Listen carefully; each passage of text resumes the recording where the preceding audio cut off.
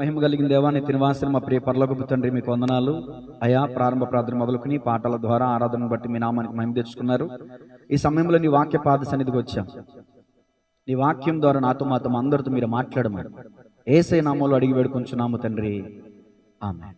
అందరికి వందనాలండి, అందరికి వందనాలు. God bless you all. వాక్యంలోనికి వెళ్దాం. ఈరోజు 10వ శిష్యుడు పరిశుద్ధ గ్రంథంలో నుంచి మత్తయి సువార్త 10వ అధ్యాయం 3వ వచనం చదవండి అమ్మా. తద్దయ్యను మారు పేరు గల లెబ్బయి. అందరూ చెప్పండి, తద్దయ్యి లెబ్బయి. ఈ రెండు పేర్లు ఒకటే, అంటే ఒక వ్యక్తికి సంబంధించినవే. యోహాను సువార్త 14:22 చదవండి. యోహాను సువార్త 14:22.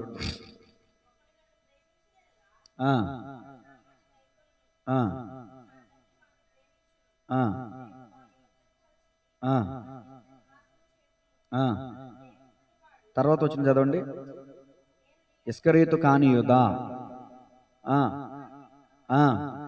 ప్రభువా ఇతను ఎవరండి? ఇతను కూడా ఇప్పుడు మనం నేర్చుకున్న అంశం కలిగిన వ్యక్తే. లూకా సువార్త 6:16 తీయండి. లూకా సువార్త 6:16. యాకోబు సహోదరుడైన చాలు. ఈ యోధా ఎవరు? ఇంతకుముందు మీకు రెఫరెన్స్ ఇచ్చాను, చూశారు. ఇస్కరియోతు కాని యూదా. అంటే యోధాలు చాలా మంది ఉంటారు, యాకోబులు చాలా మంది ఉంటారు. కన్ఫ్యూజ్ అవ్వకుండా మీకు మూలవాక్యంగా ఉపోద్ఘాతంలోనే ఇచ్చేస్తున్నా. తద్దయ్య అన్న, లెబ్బయ్య అన్న, యూదా అన్న ఒకరే. ఏమండి, ఆ వ్యక్తి గురించి ఈరోజు మనం ధ్యానం చేయబోతున్నాం.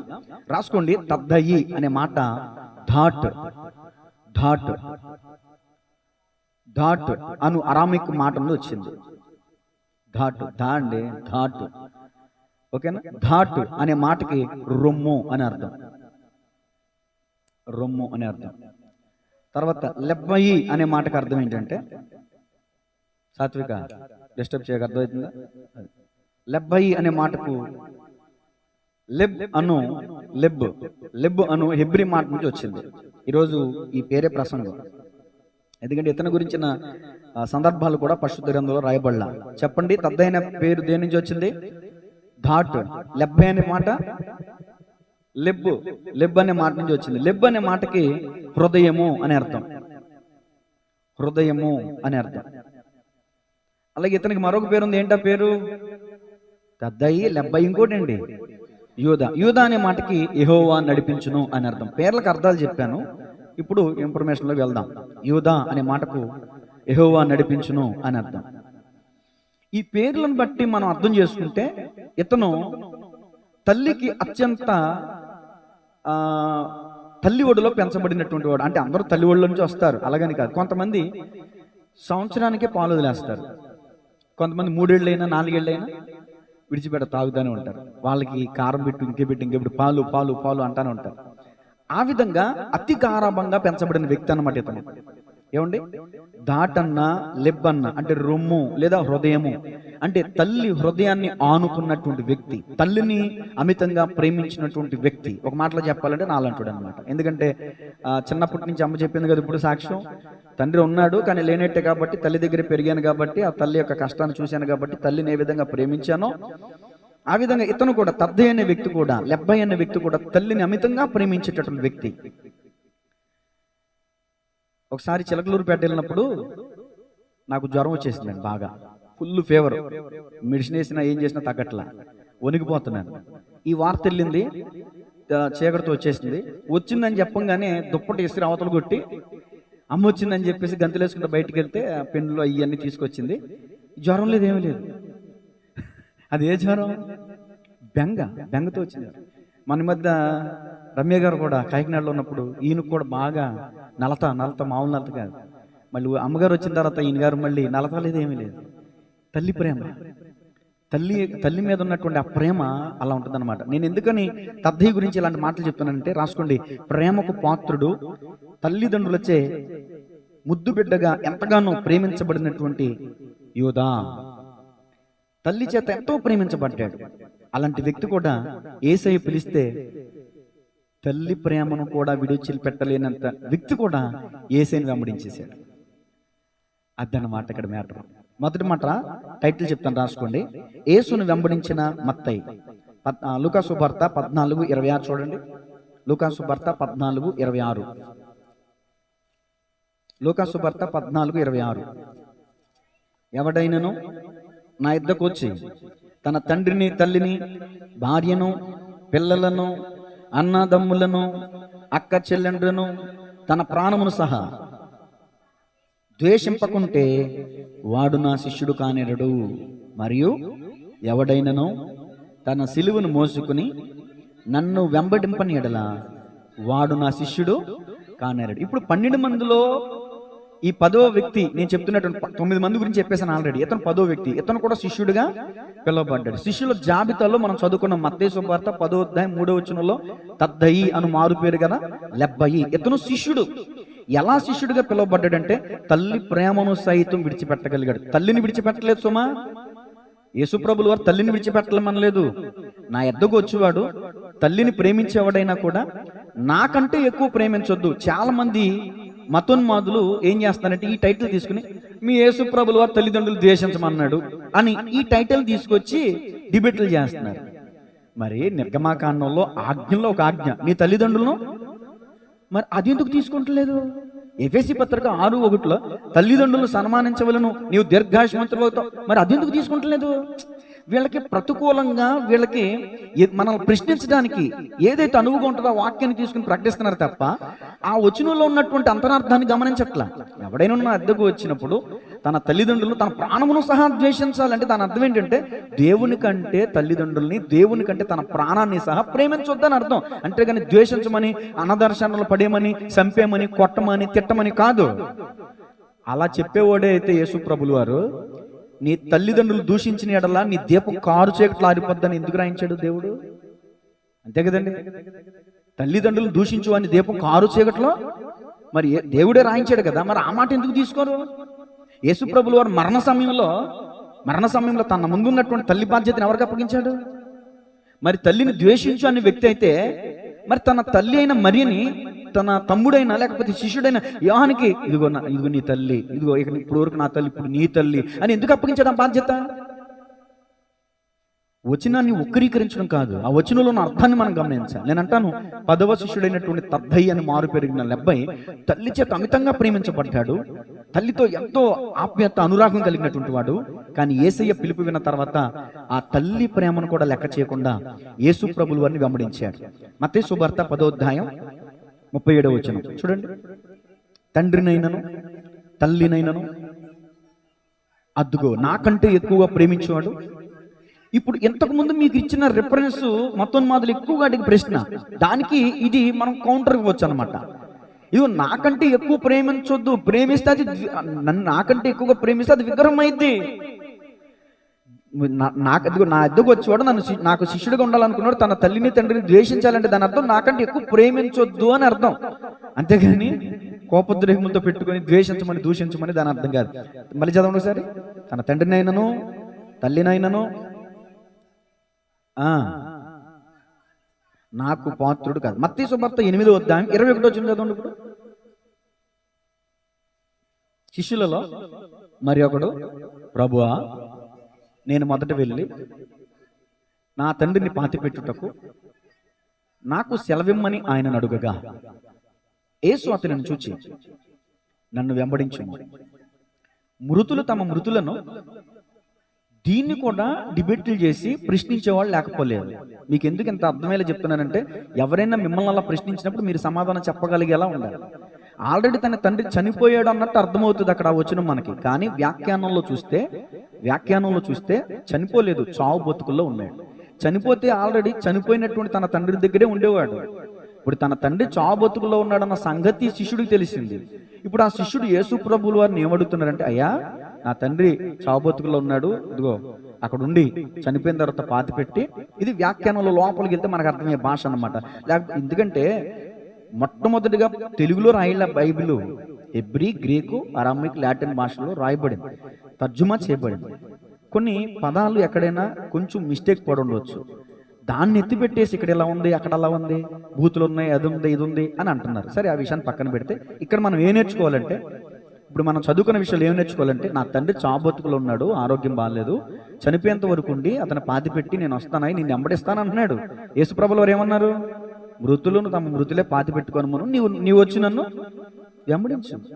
శిష్యరకం పొందుకున్న తర్వాత యేసు ప్రభులు అని అందుకని అన్నారు ఒక దైవజనుడు, సేవకు రావటం అంటే సావుకి రావటమే. విలియం కేరీ మన భారతదేశం మ్యాప్ గీసి ఇంగ్లాండ్లో ఉన్నప్పుడు, తన దేశంలో ఉన్నప్పుడు ఆ మ్యాప్ మీద చేసి ప్రార్థించేవాడంట, ప్రభువా ఈ దేశాన్ని వెలిగించు ప్రభువా, ఈ దేశాన్ని వెలిగించు ప్రభువా అని ప్రార్థన చేస్తే భారతదేశానికి అతను రావడానికి దేవుడు ద్వారాలు తెరిచాడు. బ్రిటిష్ వాళ్ళు కూడా రాకుండా అడ్డగించారు. చాలా మంది బ్రిటిషులు తీసుకొచ్చారు యేసు ప్రభు మాతో అంటారు. అమెరికా వాళ్ళ దేవుడు, అమెరికా నిన్నగాక మనం పుట్టింది, కొలంబస్ కనిపెట్టాడు. ఏమంటే 2000 సంవత్సరాల క్రితం యేసు ప్రభులు పుట్టారు అంటున్నారు. ఆయన శరీరధారిగా వచ్చింది 2000 సంవత్సరాల క్రితమే, కానీ ఆయన లేకుండా అసలు ఏది కలగలేదని వాక్యం చెప్తుంది. అలా విలియం కేరీ ఏం చేశాడంటే భారతదేశానికి వచ్చి అనేక భాషలు నేర్చుకుని పరిశుద్ధ గ్రంథం తెలుగులో ఇప్పుడు మనం బైబిల్ చదువుతున్నట్టు కారణం అతనే. అలాంటి విలియం కేరీ తన బిడ్డ చనిపోయాడన్న వార్త వింటే తట్టుకోలేకపోయాడు. తన బిడ్డ చావు వార్త విని భార్య పిచ్చిదైపోయింది. తన బిడ్డని పాతి పెట్టుకోవడానికి ఎవరు రాలా.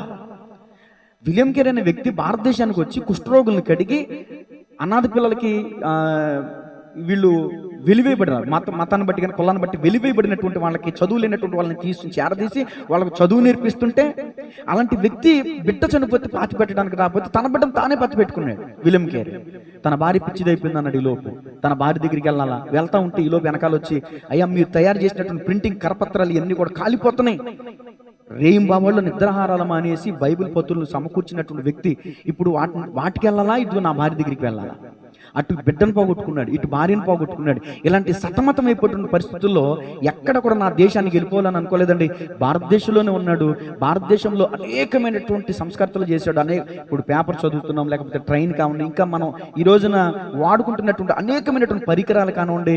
విలియం కేరీ ఒక వ్యక్తి. ఈ రోజున యవనస్తులు అంటారు కాలేజీకి వెళ్తున్నారంటే విలియం కేరీ పెట్టిన పక్షాన్ని చెప్పాలి. విలియం కేరీ వంటి భక్తులు, క్రైస్తవులు దేశానికి వచ్చి ఎంతో మేలు చేశారండి. ఒకడు అన్నాడు, రే మీరు చీడ పురుగులురా అన్నాడు. క్రైస్తవులు చీడ పురుగులండి. ఒకసారి వెనక్కి ఆలోచించండి. క్రైస్తవులు ఏమండి విలియం కేరీ కావచ్చు, ఇంకా ఎంతో మంది ఉన్నారు భక్తుల పేర్లు చెప్పాలంటే వాళ్ళందరూ విదేశీయులు, స్వదేశీయులు కాదు. మన భారతదేశానికి వచ్చి మన దేశం కోసం అస్తవ్యస్తాలు పడి, అష్టకష్టాలు పడి, దేవుని కోసం, దేవుని నమ్ముకున్నాం, దేవుని స్వార్థను ప్రకటించాలి, దేవుని ప్రేమను ప్రకటించాలి అనేటువంటి దృక్పథంతో వాళ్ళ ప్రాణాల సాహిత్యం లెక్క చేయలేదు. తమ కట్టుకున్న భార్య చచ్చిపోయిన, కన్నబిడ్డ చచ్చిపోయిన యేసు ప్రభుని విడిచిపెట్టలేదు. గట్టిగా చప్పట్లు కొట్టి దేవుని మనం మహిమపడతాం. అలాంటి విదేశాల నుంచి వచ్చి మన భారతదేశానికి వచ్చి ఎంతో మేలు చేసినటువంటి మనం ఏమంటున్నాం, మతోన్మాదులను ముద్రేసాం. వాళ్ళకి ఏం వేసామండి? ఇప్పుడు సర్దార్ కాటమరాయుడు అనేటటువంటి మాట తెలియనటువంటి వాళ్ళు ఎవరు ఉండరు, అవునా కదా? మనం భీమవరం వెళ్ళినా, లేకపోతే తాడేపల్లిగూడెం వెళ్ళినా, మన రాష్ట్రంలో ఎన్నో చోట్ల చాలా మంది అల్లూరి సీతారామరాజు గారు అనుకుంటారేమో, నేను కూడా మొదట్లో పొరబడేవాడిని. సర్దార్ కాటమరాయుడు ఆయన మన స్వదేశీయుడా, విదేశీయుడే? స్వదేశీయుడు కాదు. మరి అతనికి మన దేశంలో, మన ప్రాంతంలో ఎందుకు విగ్రహాలు పెట్టారు? అతను చేసినటువంటి కృషి అలాంటిది. అతను అంత కష్టపడ్డాడు. ఏం చేశాడు అతను? ఇది ఆ ప్రాంత ప్రజలందరూ కూడా కరువుతో అల్లాడిపోతుంటే, ఎందుకు కరువు అని ఆలోచిస్తే నీరు లేదు పంటకి. ఎందుకు నీరు లేదంటే వచ్చిన గోదావరి వాటర్ అంతా కూడా సముద్రంలో పడిపోతుందంట. ఒక్కరోజు ఆ గోదావరి వాటర్ అంతా కూడా సముద్రంలో కలిసే నీటితో సంవత్సరం కాలం రైతు హ్యాపీగా బతికేస్తాడంట. ఎందుకు ఇలా నీరు వృధా అయిపోతుంది, ఏం చేయాలని బ్రిటిష్ వారికి ఒక లేఖ రాస్తే వాళ్ళు ఏం చేశారంటే అతి తక్కువ 40 లక్షల రూపాయలు శాంక్షన్ చేస్తే అతి తక్కువ ఖర్చుతో ఎవరైతే వస్తారో, ఎవరైతే పని చేస్తారని తాత్పర్యం కలిగినటువంటి వాళ్ళని వెదికి పన్నులను తీసుకొచ్చి ఏమండి ఆ యొక్క ధవళేశ్వరం బ్యారేజ్ కట్టించాడు. గట్టిగా చప్పట్లు కొట్టుతూ దేవుని నామమున మహిమపడతాం. అలాంటి వ్యక్తులకి విగ్రహాలు చేసి నిలబెడుతున్నటువంటి దేశం మన దేశాన్ని పొగుడుతున్నాను నేను. మరి అలాంటి వ్యక్తులను పొగిడినప్పుడు క్రైస్తవులు ఎందుకు గుర్తించలేకపోతున్నారు? నేను అంటాను, ఇతను యేసుక్రీస్తు ప్రభుల వారి సువార్తను విని, ఆయన మాట విని, తల్లిని కూడా, అంటే తల్లితో అత్యంత అనుబంధం, ప్రేమ, సాన్నిహిత్యం కలిగినటువంటి వ్యక్తి తన తల్లి ప్రేమను కూడా తల్లిని విడిచిపెట్టి ఉండలేం, కానీ తల్లిని కూడా విడిచి యేసు ప్రభుల వారిని వెంబడించాడండి. తద్దై అని మారు పెరిగిన లెబ్బాయి. చూడండి, లోకాసువార్త 9వ అధ్యాయం 61వ వచనం తీయండి. లోకాసువార్త 9వ అధ్యాయం 61వ వచనం. మరి ఒకడు, ప్రభువా నీ వెంట వచ్చేదిను గాని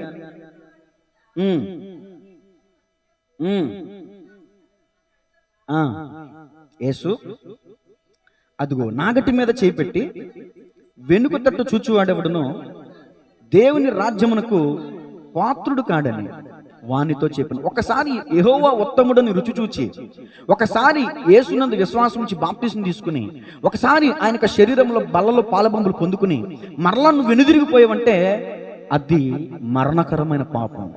దేవునికి వాక్యం చెప్తుంది, నరక పాత్రులు అంటండి, దగదగదగ మండే అగ్నిగొండలో పడవేయబడతారంటండి. యుగ యుగాలు తరతరాలు ఆ యొక్క ఆత్మ అగ్నిలో యాతన పడుతూ ఉంటుందంటండి. దేవుని కొరకు దేవుని వెంబడిస్తూ వచ్చిన తర్వాత, నాగటి మీద చేసిన తర్వాత నువ్వు వెనుదిరిగావంటే నువ్వు దేవుని రాజ్యానికి పాత్రుడుగా అంట. దేవునికి వాక్యం చెప్తుంది, ఇది తద్దైన మారుపేరిన లెబ్బాయి చావు బతుకుల్లో కూడా దేవుని సువార్తను ప్రకటించాడు తప్ప ఆ సాకు ఈ సాకు, ఆ వంక ఈ వంక పెట్టి వెనుదిరిగి వెళ్ళిపోయిన వాడు కాదు. నేనైతే 10 హాస్టల్లో వేసారు బందర్లో చదువుకోవడానికి, 7th క్లాస్కి వేస్తే అక్కడ ఉండలేక ఆ గుడ్డు కంపు కొట్టేది, అక్కడ రైస్ పురుగులు పెట్టి పురుగులు అన్నాం అనమాట. తినలేక ఆరోగ్యం పాడైపోయి నా తల్లి మీద మనేది వచ్చేసిందని చెప్పి నేను ఇక్కడ ఉండలేనని చెప్పేసి, మా అమ్మ లేక నేను ఉండలేని చెప్పి వంక ఏదో మా సామెత అనకూడదు, ఏదో ఒక వంక చదువుకోవడం కోసం వెళ్ళినప్పుడు అన్నీ ఉంటాయి. మరి కరెంట్ స్తంభాల కింద కూర్చొని చదివిన వాళ్ళు ఉన్నారండి. అలా చదివారు కాబట్టి ప్రయోజకులు అయ్యారు. నాలా రోడ్లను తిరిగాడు కాబట్టి ఎందుకు పనికిరాకుండా పోయాను. ఏదో దేవుడు కనుదృష్టి నా మీద పడింది కాబట్టి ఇక్కడ నిలబడ్డాను కానీ, కాబట్టి అమ్మగారు చెప్పారుగా నేను చేసినటువంటి పనులన్నీ. సరే, ఇంకో మాట చూడండి, మత్తయి సువార్త 22:37 మొదటి మాట ముగిస్తున్నాను, 2 మాటలకు వెళ్తాను. అందుకు ఆయన, నీ పూర్ణ హృదయముతోను, నీ పూర్ణాత్మతోను, నీ పూర్ణ మనస్సుతోను నీ దేవుడైన ప్రభువుని సేవింపవలెనని, ఇది ముఖ్యమైనది, మొదటిదినైనా ఆజ్ఞ. దేవుని స్తోత్రం చెప్పండి. సగం ప్రేమ వాళ్ళ మీద, సగం ప్రేమ వీళ్ళ మీద, సగం లోకం మీద, సగం ఇక్కడ కాదు. పూర్ణాత్మ అంటే దాని అర్థం ఏంటి? అసంపూర్ణంగా దేవుని ప్రేమించద్దు. సగం టీవీ మీద, సగం ఫోన్ మీద, సగం షేర్ల మీద, సగం బంగారం మీద, సగం ఎకరాల మీద, సగం పొలాల మీద, సగం కార్ల మీద, ఏసీ రూములు లేకపోతే మేడమిద్దులు, వాటి మీద కాదు నువ్వు ప్రేమించాల్సింది. అవి అల్పకాలమైనవి. మోషే అన్నాడు, అల్పకాల పాప భోగములు అనుభవించుట కంటే నా దేవుని ప్రజలతో శ్రమ అనుభవించడం మేలు అన్నాడండి. దేవుడిని వెంబడించాడండి, ఇశ్రాయేలు ప్రజలు నడిపించాడండి మోషే. అలాగే తద్దైన మారు పెరిగిన లెబ్బాయి పూర్ణ హృదయంతో పూర్ణాత్మతో దేవుణ్ణి ప్రేమించాడు. రాసుకోండి, మొట్టమొదటి మాటలోనే యేసుని వెంబడించడమే కాదు, యేసయ్యను ప్రేమించాడు తద్దై. మరి ఈరోజు మీ పరిస్థితి ఏంటి? అనేక రకాల వంకలు, అనేక రకాల దేవుని మందిరానికి రావడానికి దైవజనులు యేసువాని చెప్పారు, దేవుని ప్రేమించాలి, దైవజనుని ప్రేమించాలి, మందిరాన్ని ప్రేమించాలి. అలా ప్రేమించిన వారు ఏం చేయబడతారంట? వర్ధిల్లుతారంట. యెరూషలేమా నిన్ను ప్రేమించేవారు ఎందుకు ఈ రోజున చాలా మంది జీవితంలో వర్ధిల్లతలేదు? చిల్లిసెంచులో వేసిన ధనం అయిపోతుంది, ఇల్లు గుల్లైపోతుంది, ఒళ్ళు గుల్లైపోతుంది. ఏమండి, ఈ రోజున ప్రతికూల పరిస్థితులు ఎందుకు వస్తున్నాయి? సాతాను చేతుల్లో చిక్కుకుపోయాం, చెత్త కొట్టేస్తున్నాడు. ఒక వ్యక్తి అంటండి యెరూషలేము నుంచి ఎరికోకి దిగిలిపోతున్నాడంట. యెరూషలేములో దేవుని మందిరం ఉంది, ఎరికోలో ఏముంది? శాపగ్రస్తం, పాపం ఉంది. యెరూషలేం భక్తి జీవితాన్ని విడిచి దిగిలిపోతున్నాడు పాప జీవితంలోకి. ఆ దిగిలిపోతున్నటువంటి వ్యక్తి ఎవరికి చిక్కాడు? దొంగల చేతికి చిక్కాడు. దొంగల చేతికి చిక్కితే ఏం చేశారు దొంగలు? వస్త్రాన్ని లాగేసుకున్నారు. మొట్టమొదటి వస్త్రాన్ని లాగేసుకున్నారు. ఏంటి వస్త్రం? రక్షణ వస్త్రం. నువ్వు ఎప్పుడైతే దారి తప్పుతావో, ఎప్పుడైతే మందిరానికి రావటం మానేస్తావో, ఎప్పుడైతే లోకం తట్టు తిరుగుతావో, సాతాను మొట్టమొదటి లాగేసేది ఏంటి తెలుసా? రక్షణ. దావీదు మహారాజు పాపలు పడిపోయిన తర్వాత ఏమని వచ్చేది తెలుసా? అయ్యా, నీ రక్షణ ఆనందం మరలా నాకు. అంటే పాపం చేయటం వల్ల ఏం పోగొట్టుకున్నాడు? రక్షణ ఆనందం పోగొట్టుకున్నాడు. తద్దయి ఎక్కడ పాపం చేసినవాడు కాదు, వెనుదిరిగినవాడు కాదు. తల్లిని చూసి వస్తాను, తండ్రిని చూసి వస్తాను, ఇంటికి వెళ్తాను, పుట్టింటోళ్ళు గుర్తొస్తున్నారు, ఆనందములు గుర్తొస్తున్నారు, ఇలాంటి సాకులు వంకలు పెట్టినోడు కాదు. పూర్ణాత్మతో పూర్ణ హృదయంతో దేవుని ప్రేమించిన వాడు తద్దయి అని మారు పేరు కలిగిన లెబ్బాయి. మొదటి మాట ముగిస్తున్నాను, ఇంకో 2 మాటలు ఉన్నాయి, చెప్పి ముగించేస్తా. ఏమండి, ఇద్దరు శిష్యుల గురించి చెప్దాం అనుకున్నాను, మరి టైం తినేశారు కదా అమ్మగారు, అందుకని ఈ 2 మాట రాసుకోండి. మొదటి మాట ఏంటి? యేసుని వెంబడించిన తద్దై. 2 మాట అధికారం పొందిన తద్దై. ఆఖరిలో అడుగుతానండి, ఋషిని అడుగుతానో తెలియదు, చైతన్యం అడుగుతానో తెలియదు. ఇంకోసారి చెప్పమంటారా? మొదటి మాట యేసుని వెంబడించిన తద్దై. పేరు పెట్టి అడుగుతా, పలానా రమ్య గారు నేనేం మాట చెప్పానండి అన్న అలా పేరు ఎవరిని అడుగుతా నాకు తెలియదు. కుమారి గారు, వెంకన్న గారు, బుజ్జి గారు, విన్నారా? ఎవరిని అడుగుతానో తెలీదు. 3 మాటలు. మరి వచ్చాం వెళ్ళామంటే కాదండి, వచ్చాం వెళ్ళామంటే కాదు. ఒక ఆవిడంట, ఏమండే చర్చిలో మీటింగ్ జరుగుతున్నాయి, నువ్వు వెళ్ళి చర్చిలోకి వెళ్ళి వాక్య విని వచ్చి నువ్వు నాకు చెప్తేనే కూడేడతానందంట. వచ్చి నాకు చెప్తేనే, పాపం ఎప్పుడు ఎల్లనోడు మందిరానికి వెళ్ళేసరికి అమ్మో రాకరాకు వచ్చాడని పలకరించాడని పాస్టర్ గారు. అయ్యా వచ్చావా అన్నాడంట. వచ్చానమ్మా, వచ్చానయ్యా అన్నాడు. కూర్చునేటప్పుడు పక్క వాళ్ళు చూసి కూర్చుంటున్నారయ్యా, కూర్చోండి, కూర్చున్నానయ్యా, కూర్చున్నాడంట. వాక్యం తిన్నాడు, అయిపోయింది. వెళ్ళిపోతున్నప్పుడు ఆ పక్కన చేతు పలకరించాడంట, అయ్యా వెళ్తున్నావా అని. ఇప్పుడు ఎన్ని మాటలు ఇప్పుడు మొత్తం 1 2 3. ఇప్పుడు ఇంటికి వెళ్ళాడంట. ఇంటికి వెళ్ళేసరికి వెళ్ళావా చర్చికే? వెళ్ళాను. ఇదిగో తిను. ఏం చెప్పారు అయ్యగారు? మొట్టమొదటి మాట మాట్లాడే టైంకి, టైం చాలా రాత్రి అయింది కదా, దొంగలు వచ్చారంట ఇంటికి. మొట్టమొదటి మాట వచ్చారా. ఈ వచ్చారా అనగానే దొంగలు వచ్చి కూర్చున్నారంట. ఒరే మనల్ని చూసేటట్టు పంపి వచ్చారా అంటున్నాడు. ఒరే కూర్చోండ్రా అని మెయిన్ హెడ్ ఉంటాడు కదా అని లోపు వెనకాల కూడా కూర్చునే ప్రయత్నం చేస్తుంటే రెండో మాట ఏంటి? అరే వత్తం చూసి వస్తున్నారా అన్నాడు. కూర్చుండం చూసి కూర్చున్నారా అన్నాడు. ఒరే జాయిగా వెళ్దాం పదండ్రా. మూడో మాట ఏంటి ఇప్పుడు? ఒరే పరిగెత్తా.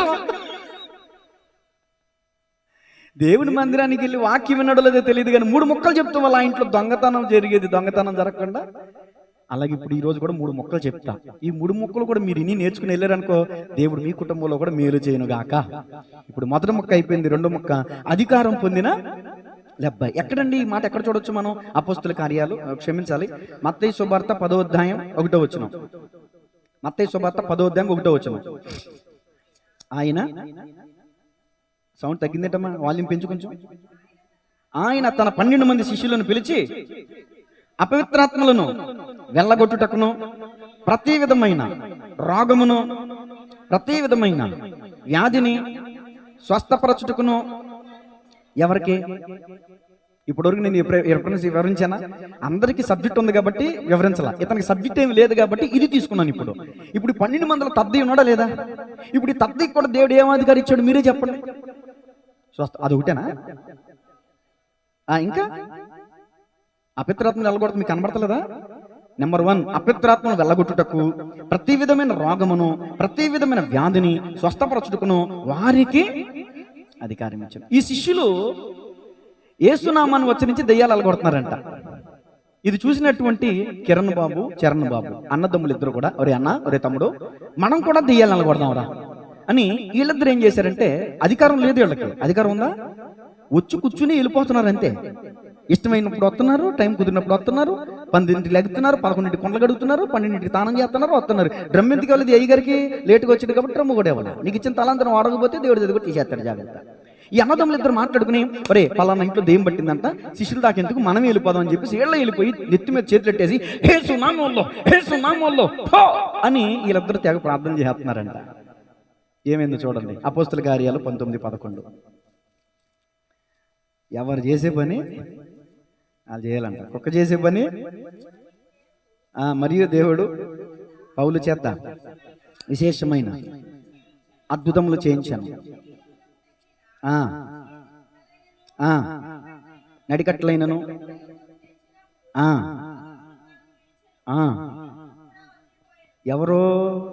ఎవరి వల్ల? పౌలు గారి వల్ల. అర్థమవుతుందా? పౌలు గారిని చూసి ఇక్కడ ఏం చూడ తర్వాత, అప్పుడు దేశ సంచారులను మాంత్రికులైన కొందరు యూదులు పౌలు ప్రకటించు యేసుతోడు మిమ్మును ఉచ్చాటన చేయుచున్నానన్న మాట చెప్పి దెయ్యములు పట్టిన వారి మీద ఉచ్చరించుటకు పౌలు ఎలాగైతే దెయ్యాలను నిలగొడుతున్నాడో అలాగే చేద్దాం. కాపీ పేస్ట్ అనమాట. అర్థమవుతుందా? పౌలు ఎలా అయితే చేస్తున్నాడు మనం కూడా. ఇంతకుముందు అన్నాను కదా, యేసునామం ఉచ్చరించి చేస్తున్నారంట. అప్పుడు 14 వచనం, ఈదుడైన స్కెవయను, ఒక ప్రధాన యాజకుని కుమారులు 7, నేను ఇద్దరే చెప్పాను 7 అంట. 7 అలాగూ చేచుండ్రు. ఎలాగూ? పౌలు వెళ్ళగొడుతున్నట్టు వెళ్ళగొడదాం అని చెప్పేసి యేసునామములో దెయ్యాలు వెదిలిపోను గాక అని కేకలేస్తున్నారంట. 15వ వచనం, అందుకు ఇప్పుడు ఆ దెయ్యాలు తిరిగి మాట్లాడుతున్నాయంట. అందుకు ఆ దెయ్యము, అరే నేను యేసయ్యను గుర్తెరుగుదును, పౌలును కూడా ఎరుగుదును గాని మీరెవరని అడుగగా. అమ్మో దెయ్యం చూస్తేనే మనకు వణికిపోతాం. దెయ్యం మాట్లాడితే ఇంకెక్కడ ఉంటుంది పరిస్థితి?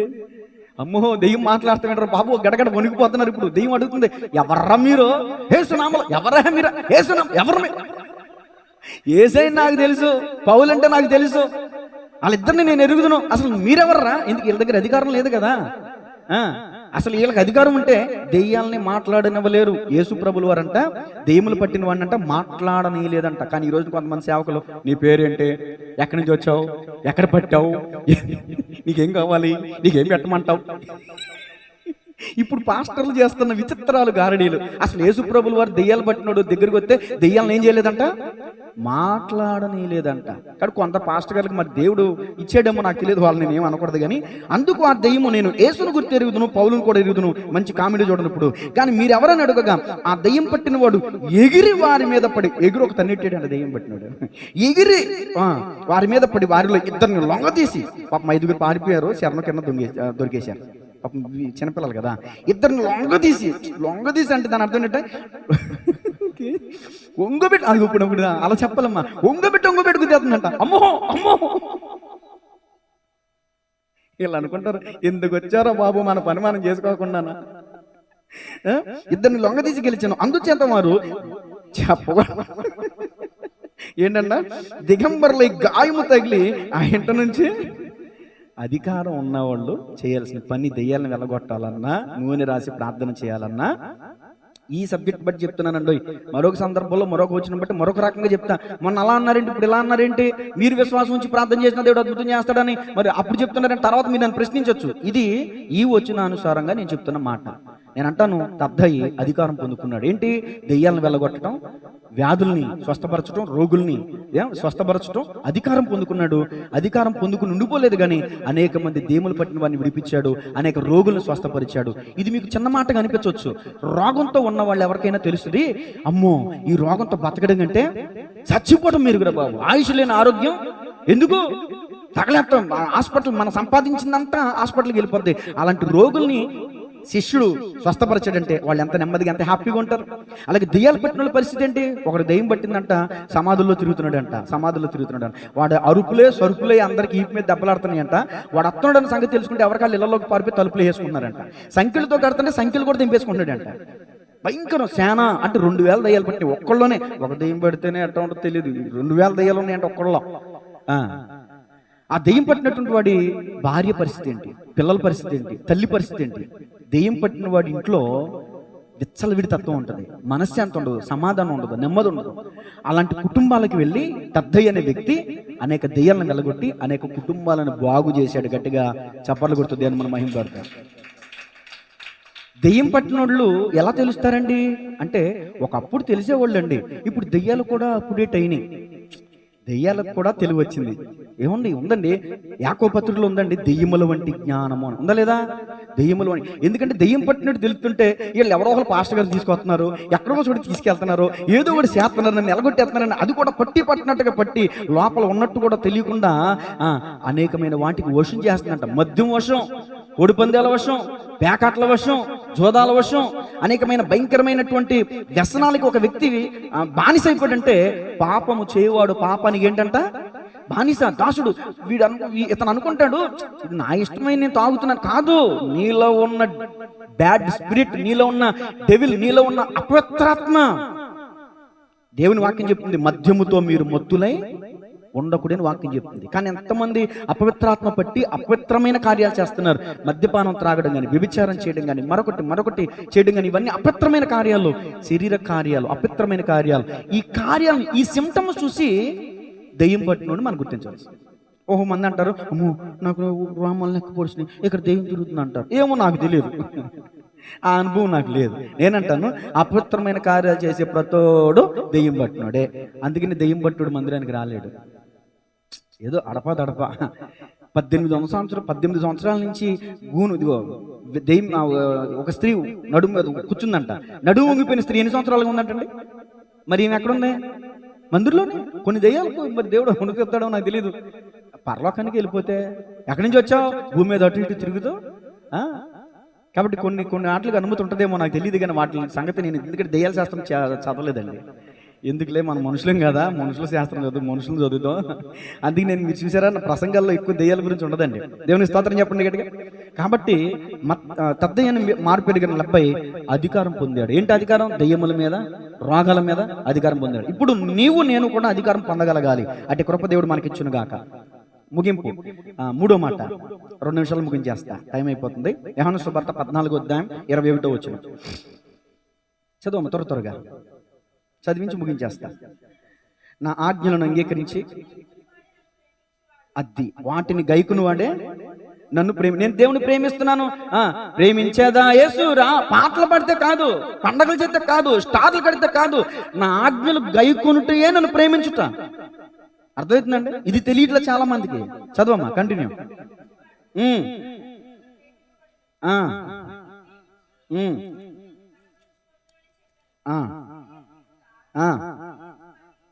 మరి ఇంతకుముందు ఏమన్నా, మరి అది ఇస్కరియోతు కాని యూదా, నీవు లోకమునకు కాక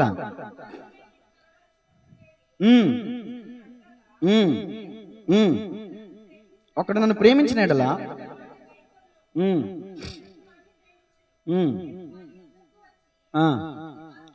ఈ ఒక్క ప్రశ్న అడిగాడండి యేసుప్రభులో. ఇతని గురించి ఈ ఒక్క సందర్భం తప్ప ఇంకెక్కడ లేదు.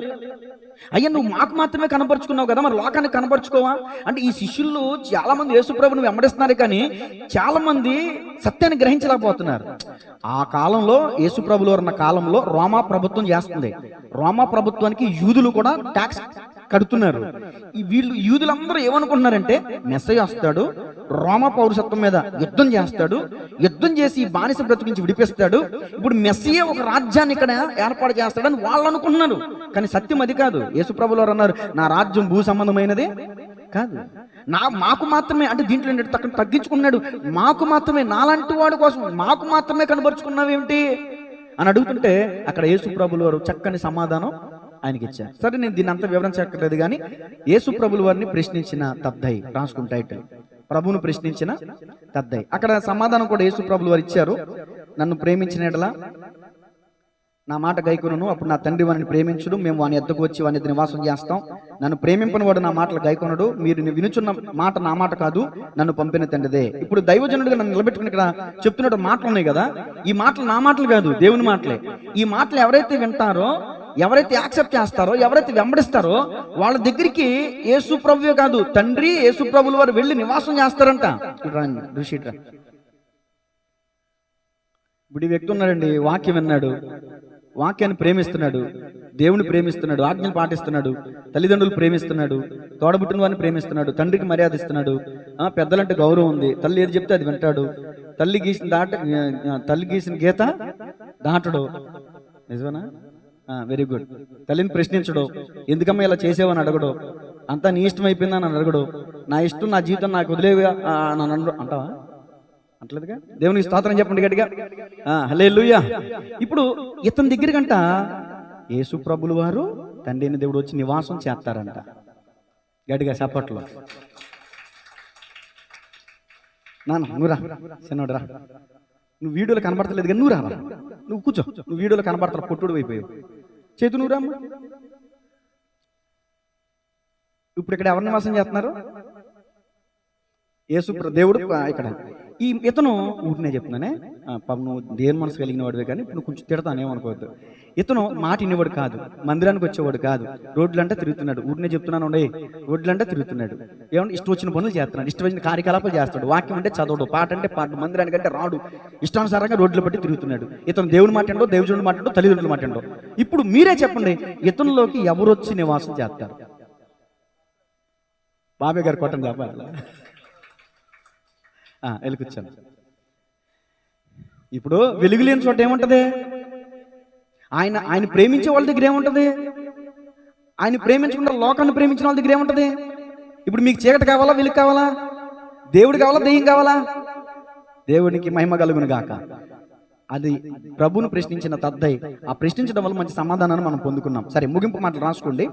మెసొపొటేమియాలో, అర్మీనియా దేశంలో ఇతను పరిచర్య చేశాడు. ఎడస్సా అను పట్టణంలో సేవ చేసినని చరిత్ర చెప్తుంది. మెసొపొటేమియా, అర్మీనియా, ఎడస్సా. ముగింపులోకి వస్తున్నా. రికార్డింగ్ లో చూసిన తర్వాత మీరు ఏదైనా రాసుకోలేకపోతే తర్వాత రాసుకోండి, టైం లేదు. సిరియా దేశ రాజైన అడ్గర్ బహు వ్యాధిగ్రస్తుడై ఉంటే తద్దని పిలిపించుకున్నాడంట. అతను ప్రార్థన చేస్తుంటే రోగాలు పోతున్నాయంట కదా అని పిలిపించుకున్నాడంట.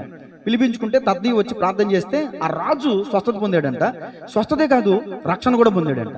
ఇది చూసినటువంటి ఒక మతోన్మాది, అమ్మో రాజు ఎట్లా అయిపోతున్నాడు, ఇక ఏమైపోద్దని చెప్పి ఆ రాజు బంధువు ఏం చేశాడంటే ఈ తద్దయ్యని బంధించి సోలములతో పొడిపించి ఇతన్ని భయంకరంగా కిరాతకంగా హింసించి చంపేశారంట. ఆ విధంగా ఎదుటి ఒక వ్యక్తిని స్వస్థపరిచి ఒక వ్యక్తికి సువార్త ప్రకటించి ఏమంటే దేవుని యొక్క సువార్తను ప్రకటించి మేలు చేసి కీడు అనుభవించాడు.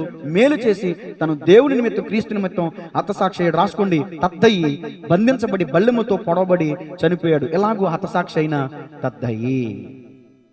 చెప్పబడిన ఈ నా దేవుని మాటలు మనందరి హృదయాలు నీరు కట్టి ఫలించును గాక. తలలు వంచండి, ప్రార్థన చేసుకుందాం. చిన్న ప్రార్థన చేస్తాను. పరిశుద్ధున ప్రేమగల తండ్రి, ఇంతవరకు తద్దయి అని మారు పెరిగిన లెబ్బయి అనే వ్యక్తి గురించి, ఆ పేరుకి అర్థమేంటో, ఆ వ్యక్తి యొక్క గుణమేంటో, ఆ వ్యక్తి ఏ విధంగా యేసు ప్రభువు వారిని వెంబడించిన అతను ఏ విధంగా అధికారం పొందుకున్నాడో, ఏ విధంగా నేను ప్రశ్నించి ఓ చక్కని సమాధానం పొందుకున్నాడో 3 మాటలు మీరు మాకు తెలియజేశారు.